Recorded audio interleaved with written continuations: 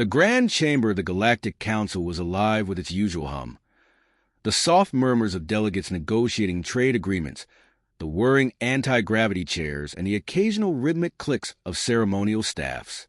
Counselor Zenith, their iridescent scales shimmering faintly in the chamber's glow, brought the room to order with 3 decisive strikes of their staff. "Esteemed colleagues," Zenith began, their voice modulator calibrated to convey authority tinged with concern, "we convene this emergency session to discuss a matter of unprecedented significance. Exploration vessel Starseeker has returned with findings on planet 37X, located in the Sol system." A ripple of interest passed through the delegates. Many leaned forward, their appendages, sensory stalks, or crystalline facets trained on the central platform. Zenith gestured towards Captain RXS Blackthorn, the vessel's lead xenoecologist, who stepped forward. Their tentacles rippled slightly, betraying barely restrained excitement. "Honorable Council," Blackthorn began, their voice steady despite the weight of their revelations. "What I am about to present defies every rule of planetary classification and biological understanding." With a flick of their appendage, the holographic display activated, revealing a vibrant blue-green sphere slowly spinning in the air. Several council members emitted audible gasps, their sensory organs focused intently. One of the aquatic delegates, whose body constantly shifted in hues to reflect their mood, shimmered in alarmed red. Planet 37X, which its inhabitants call Earth, not only supports life but teems with it, Blackthorn continued. "Yet by every standard we hold, this planet should be uninhabitable." They paused, the chamber filled with an uneasy silence before Commander Axis Prime, the Council's military advisor, raised a crystalline appendage. "Define uninhabitable, Captain. Surely you exaggerate." Blackthorn chuckled nervously. "I wish I were. Let me start with the basics. Earth's gravity measures 9.8 meters per second squared." A collective gasp echoed, and a delegate from the gaseous colonies fainted dramatically, their anti-grav chair catching them just before they hit the floor. Blackthorn continued, "Its atmosphere is primarily nitrogen and oxygen." Shockwaves rippled through the chamber. High Counselor Zenith's scales dimmed to a pale hue of worry. "Oxygen," they repeated. "That highly reactive element." "Exactly. They breathe it for fun." Blackthorn's tentacles quivered. The temperature fluctuations on this planet are extreme, with some regions shifting from searing heat to freezing cold within hours.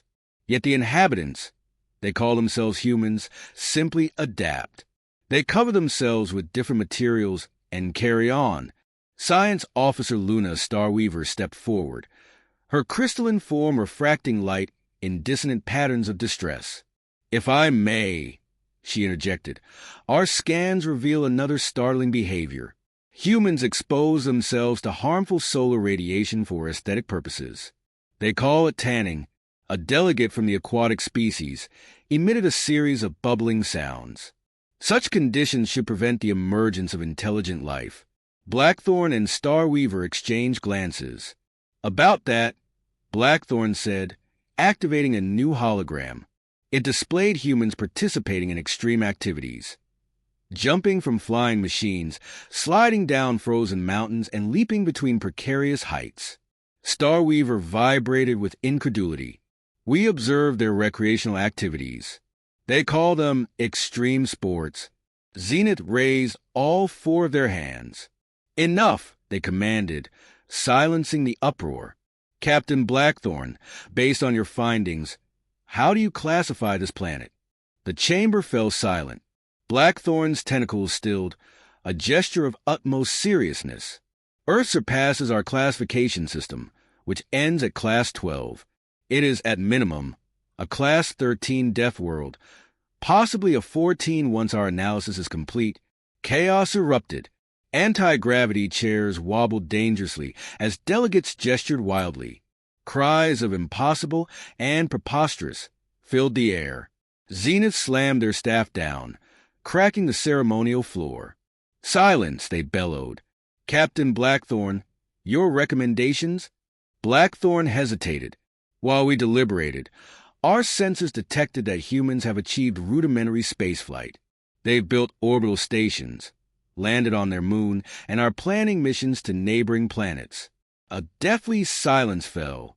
And they're doing this, Starweaver added, with technology that by our standards should not work. They use liquid fuel rockets, essentially controlled explosions. The holograms shifted to show human space missions.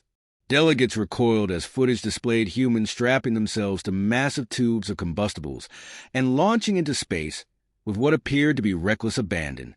But here's the most alarming part, Blackthorn continued, their voice ominous. They're broadcasting their presence into space deliberately. They're advertising. High Counselor Zenith's scales shifted to a hue so pale it was almost translucent. You mean, they said slowly, that this species, which breathes oxidizers, embraces lethal conditions, and uses explosions for propulsion, is actively seeking contact with the galaxy? Precisely, Blackthorn confirmed. And based on their broadcasts, they're expecting either allies or adversaries, and they seem equally thrilled by both prospects.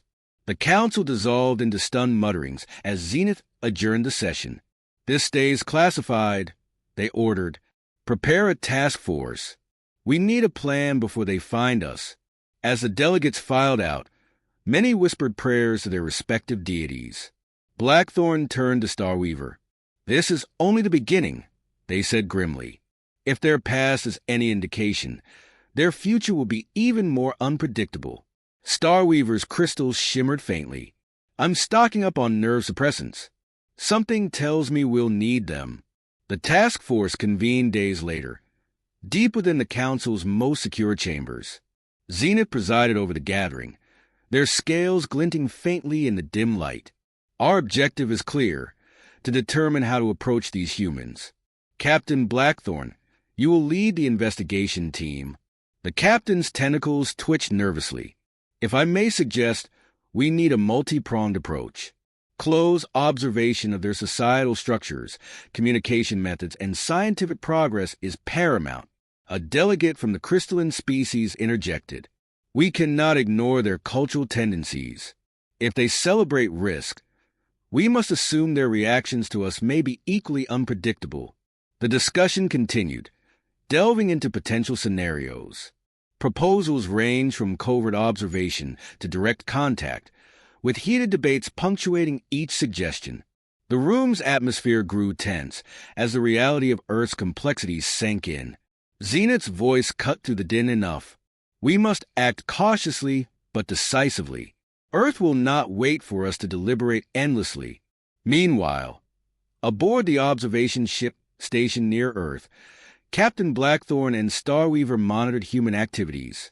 They observed festivals, scientific breakthroughs, and the astonishing human capacity to adapt to disasters.